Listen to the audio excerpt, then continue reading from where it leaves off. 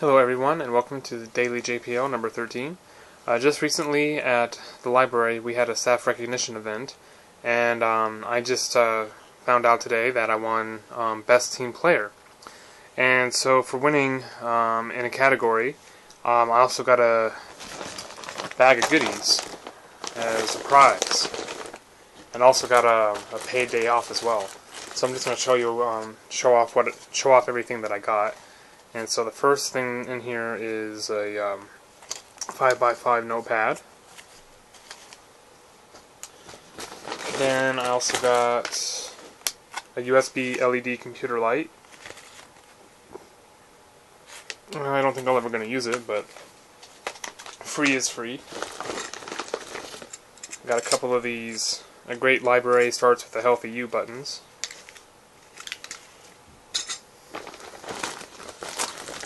I got a picture frame and pictures of somebody else's families. Always wanted one of those.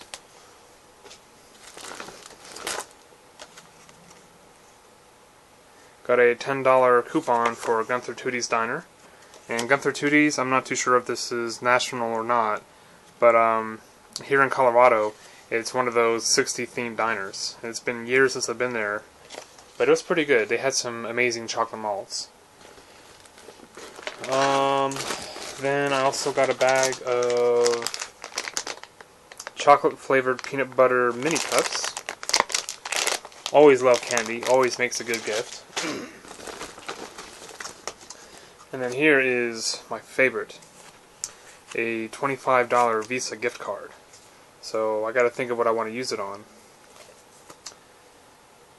Okay, so with that out of the way, I want to talk about what I'm doing in gaming.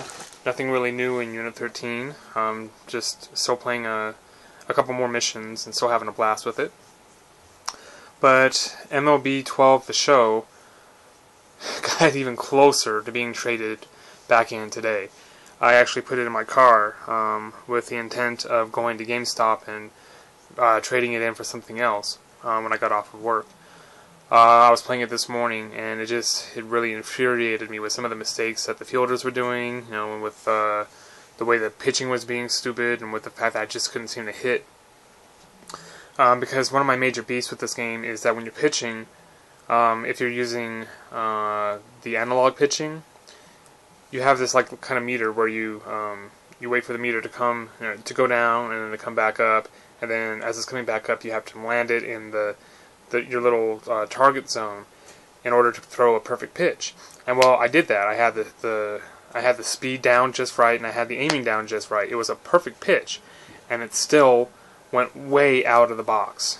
And that just kind of drives me nuts, because even though you're using your skill to fire off a perfect pitch, it's still kind of up to the luck of the draw. So that's caused a couple of scoring opportunities. And I was just really, kind of sick of it. And I just put it in my car, and I was going to trade it in.